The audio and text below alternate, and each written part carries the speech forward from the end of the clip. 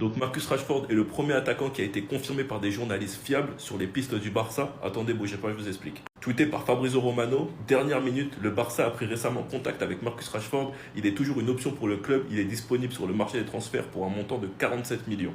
47 millions, je pense que ça sonne mieux que 80 millions. Mais pour moi, la meilleure option avec Rashford, c'est un prêt. United est en position de faiblesse, car United ne veut plus de lui et Rashford ne veut plus d'United. On sait très bien que son désir, c'est de jouer au Barça. On entend parler de lui depuis le mercato hivernal, donc on sait tous qu'il serait prêt à faire des efforts comme baisser son salaire. Mais payer 47 millions sans avoir aucune garantie qu'il performe au Barça, ce n'est pas une bonne chose, de mon point de vue. Surtout quand tu sais que tu as la possibilité d'avoir un joueur à 58 millions, qui depuis 2 ans est bon en jouant à Bilbao. Si c'est Rashford la première cible, la meilleure option, c'est un prêt, avec cette fameuse option d'achat qui pourrait être levée s'il performe cette saison. Moi personnellement, je pense que c'est une bonne cible Rashford, surtout si c'est en prêt. C'est un joueur avec énormément de potentiel qui est vraiment bon. On connaît très bien ses qualités, on sait tous que s'il se réveille, ça va faire très très mal. D'autant plus qu'il peut jouer sur tous les postes en attaque. On avait besoin de moins dépendre de Lamine ou de Rafinha, bah ça c'est la recrue parfaite. Surtout si Flick arrive à le transformer en monstre. Quand tu regardes ce qu'il a fait de Ferran Torres, je préfère pas imaginer de ce qu'il va faire de Rashford.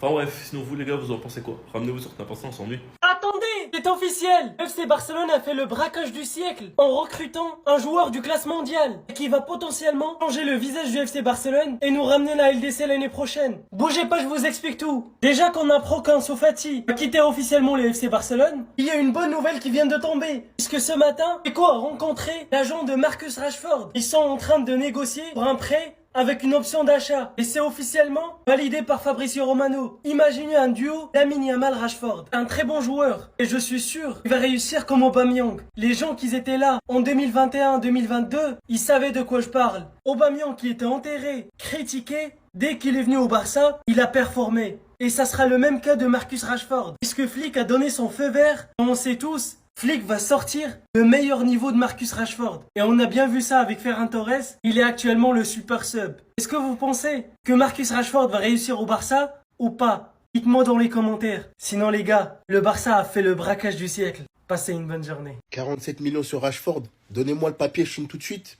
Non mais les gars, à un moment donné, désolé, je connais pas les finances du club, mais à ce prix-là, il faut sauter dessus les gars. Il peut jouer à gauche, en neuf. Tu peux même aller chercher un autre ailier ou un gardien à ce prix-là. Déco, qu'est-ce que tu fous? Le joueur a l'envie de venir, donc il nous donne de l'intérêt. Donc je comprends pas là où ça bloque en fait. Après voilà, il est dit que le Barça a pris récemment contact avec Marcus Rashford. Il est toujours une option pour le club. Il est disponible sur le marché des transferts pour un montant de 47 millions. C'est vrai que c'est un risque à prendre parce que Rashford c'est un joueur assez irrégulier, mais on n'a pas de joueur de cette qualité-là sur le côté gauche. Un joueur qui peut jouer en position 9, 10, à gauche. C'est un joueur assez régulier, mais je vais pas me baser sur sa carrière à Manchester United parce que ce club-là, franchement, ils n'ont pas la réputation d'aider vraiment les joueurs sur le terrain. Il est parti à Aston Villa, la différence, on l'a vu tout de suite, les gars. Il est plus libéré, il joue avec des meilleurs joueurs techniquement. Et au Barça, il va se régaler, les gars. Il va se régaler. Des caviars que tu vas lui donner, voilà. Donc, moi, je le prends, je le signe. C'est juste une dinguerie, on va y avoir droit. Mais non, je parle de Rashford au Barça. Puisque ça y est, Deco a rencontré l'agent de Marcus Rashford ce matin. Le Barça négocie pour un prêt avec option d'achat. Hansi Flick a validé le joueur. Et pour l'amour du football, si ça se fait, c'est incroyable. Fallait lui redonner sa chance. On veut le voir loin de Manchester United. On peut plus. Et ce club, on ne peut plus. Tous les joueurs qui viennent signer là-bas, ils flopent. Par contre, tous les joueurs qui en partent, ils deviennent bons. Et je peux t'en citer plein. Anthony, Rashford, là, quand il a été à Aston Villa, il était chaud. McTominay, élu meilleur joueur de Serie A carrément. Et je suis sûr qu'il y en aura d'autres. Rashford, lui, s'il part au Barça, il va cartonner. Je mets ma main à couper. Il y a Garnacho aussi. Amorim n'en veut plus. Et il y a aussi Onana. Vous voyez, Onana, le flopper, qui était incroyable à l'Ajax. Signé à United. Guez, le club qui va le recruter cet été, va être choqué. Bref, belle recrue, même sur le papier surtout. En plus, le Barça ne prend pas de risque. On parle d'un prêt avec option d'achat. Donc au pire, s'il flop, retour à United. Il va pas en faire 36 des allers-retours comme ça. Croyez-moi. Déjà là, Aston Villa, il était très déçu de revenir à United. Alors Barça, c'est son rêve. Bonne nouvelle, Marcus Rashford au FC Barcelone. Le FC Barcelone veut recruter Marcus Rashford. Flick a donné son feu vert pour Rashford, les gars. Dernière minute, réunion entre Rashford et le FC Barcelone ce matin. L'agent du Britannique a rencontré Deco dans un hôtel à Barcelone. Le club progresse sur cette option. Si cela se produit, il s'agira d'un prêt avec option d'achat. Flick a donné son OK. Le Barça travaille pour signer Marcus Rashford. Flick a donné son OK, les gars. Même selon Fabrizio Romano qui a mis Rashford est disponible pour 47,6 millions de livres sterling. il est actuellement l'une des 4 options envisagées par le FC Barcelone. Flick a donné son OK, selon Fabrizio Romano. Donc c'est-à-dire l'année prochaine, on aura droit à Marcus Rashford au FC Barcelone. Lamine Yamal sur le côté, Marcus Rashford sur l'autre côté, Robert Lewandowski en pointe. Est-ce que vous êtes prêts? Est-ce que l'Europe est prête, les gars? Parce qu'on sera imbattable. En vrai de vrai, on sera imbattable. Je suis déjà hypé. Il faudrait que Marcus Rashford puisse signer rapidement, les gars. C'est quoi? Option d'achat. Prêt, option d'achat. Première saison, il tue, on le paye direct. On le paye direct. Les 46, mais 47,6 millions d'euros là, c'est rien même. Il n'a qu'à venir directement, les gars. En tout cas, moi, je valide. L'option de Luis Diaz, c'est vrai, on veut ça aussi, mais c'est trop coûteux, c'est trop cher. Marcus Rashford, viens. Bienvenue à Casa. Attendez. Décidément, il y a des news qui donnent le smile. Breaking. Réunion ce matin entre Deco et l'agent de Marcus Rashford dans un hôtel à Barcelone. Luis Diaz étant une piste très compliquée, le Barça avance donc sur le dossier de l'anglais qui rêve de devenir blaugrana. En cas d'accord, ce serait un prêt avec option d'achat. Et en plus de ça, en supplément, on a Hansi Flick qui a donné son OK pour Marcus Rashford. Moi, je vous le dis cash, je vais pas tourner autour du pot. Dieu merci, le dossier avec Luis Diaz, là, il a pas avancé. Ah, moi, je vous le dis, 85 millions d'euros, c'était pour aller où? Là, il y a la possibilité d'avoir un Marcus Rashford en prêt avec option d'achat. Un Rashford qui peut jouer aussi bien à gauche qu'à droite, et même en tant que numéro 9. Si l'accord est conclu comme prévu avec un prêt et une option d'achat, premièrement, ça serait une très bonne affaire, et deuxièmement, ça nous permettra d'aller renforcer d'autres postes. Pour finir, on a appris également que Marcus Rashford, c'est l'une des 4 options sur la liste du Barça, ce qui veut dire qu'il y en a 3 autres derrière. Donc dans la logique, Luis Diaz, Rashford, Yavel, et pour finir, Monsieur Nico Williams. Le train Nico Williams au Barça, jamais de la vie je vais l'abandonner. Si on prend Marcus Rashford, je serai très content, et si à la place on peut ramener Nico Williams, sans vous mentir, c'est vraiment le joueur qu'il nous faut. Moi, j'ai une théorie sur Ronald Araujo et à pas plaire. J'ai vu quelques salopards qui écrivent dans mes commentaires pour défendre Araujo encore. Mais ça, c'est un autre sujet. Et de deux, Hansi Flick ne t'apprécie pas, mon gars. C'est juste qu'il fait avec les moyens du bord. On a un enfoiré comme lui qui est prolongé jusqu'en 2031.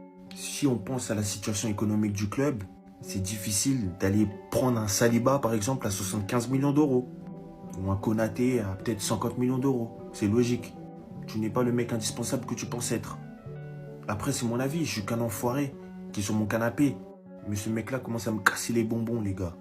Et si je suis le seul à qui il casse les bonbons, je resterai seul. C'était ces jours et nuits, me dites même pas ce que vous en pensez, frère. Ça y est, ma gueule. Il a vraiment demandé tout ça? C'était trop beau en fait. Vous savez que ça commence comme ça. Les conditions de la prolongation de Yamal viennent d'être dévoilées. Beaucoup se le demandaient d'ailleurs pourquoi on n'avait pas eu des photos de prolongation de Yamal avec son maillot 2031. Faut savoir que c'est lui-même qui a refusé. Il a expliqué que l'absence de sa grand-mère, qui est l'une des personnes les plus importantes de sa vie, est la raison pour laquelle il a refusé de prendre la photo. Vous voyez pourquoi ce petit est apprécié par la communauté football? En plus de ce qu'il incarne sur le terrain dans le domaine footballistique, à son jeune âge, il représente aussi en dehors des terrains les plus belles valeurs familiales. Mais si on passe au sérieux, cela vient d'être confirmé par FF Polo et confirmé par Mundo Deportivo, qui est un journal barcelonais si je ne me trompe pas. Lamine Yamal et ses conditions ont intégré la rotation des tireurs de penalty et de coups francs, jouer le maximum de minutes sans être remplacé. Il y a une raison à cela, le crack estime qu'en fin de match, il est plus facile de déstabiliser les défenses et de marquer des buts.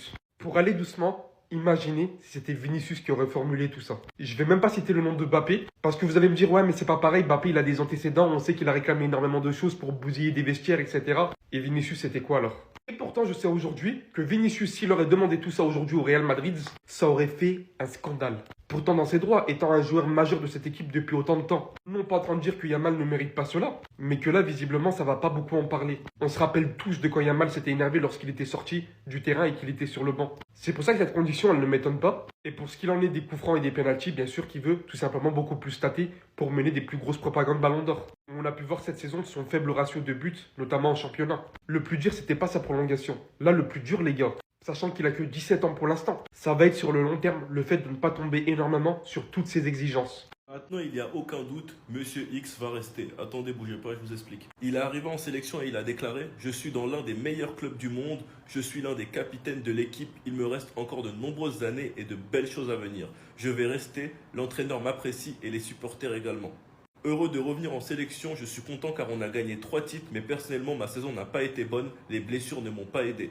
Je me demande s'il est baissé par les critiques. Non, je ne les écoute pas franchement et je ne le suis pas. J'entends peut-être un peu ce que la famille entend, mais je ne fais pas attention à ce que les gens disent.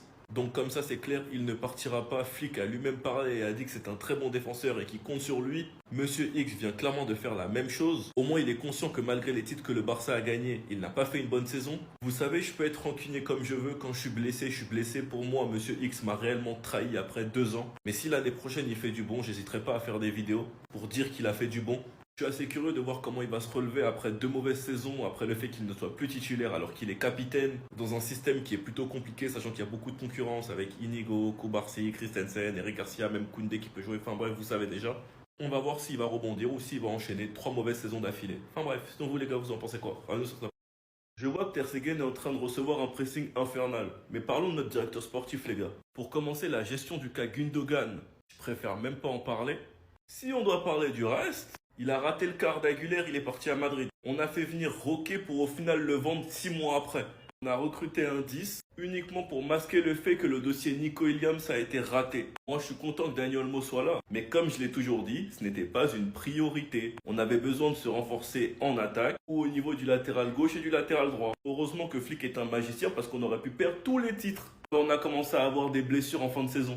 Donc maintenant que la direction a raté le cas Nico Williams l'année dernière, il fait plus partie des priorités cette année alors que c'est la meilleure option. Alors qu'en réalité c'est juste Deco qui a pas su faire son boulot. Quand je vois que ça lui donne du crédit parce que ça a prolongé Gavi, Kubarsi, Fermin, Pedri, vous allez m'excuser, il y a 3 Massians. Un gars qui est amoureux du club depuis qu'il est tout petit. Flick avait demandé Jonathan Tah, il était libre, c'était une super opération de marché. De l'autre côté, Monsieur X était prêt à partir à la Juve pour 60-70 millions. Deco a donc décidé de convaincre Monsieur X de rester, lui a augmenté son salaire, prolongé jusqu'en 2031 et Jonathan Tah est finalement parti libre au Bayern. Et cette même opération aurait pu te permettre de recruter en prêt Rashford dans la deuxième partie de saison, parce que ça aurait libéré énormément de fair play financier. Maintenant reste à voir comment il va gérer le cas Garcia, Ter Stegen et qui va recruter en attaque. Sinon vous les gars, vous en pensez quoi? Enfin nous, c'est impatient, on s'ennuie. Mais vous êtes sérieux ou quoi? Supporter du Barça, là, pourquoi tout le monde veut Rashford? Expliquez-moi. En ce moment, je suis sur Twitter, enfin plutôt X.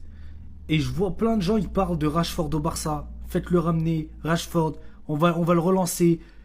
Quoi? Qu'est-ce qu'il a fait ce type, ce Rashford, ce Marcus, Cucus? Qu'est-ce qu'il a fait lui dans le football pour que nous, maintenant, parce que le Barça, c'est...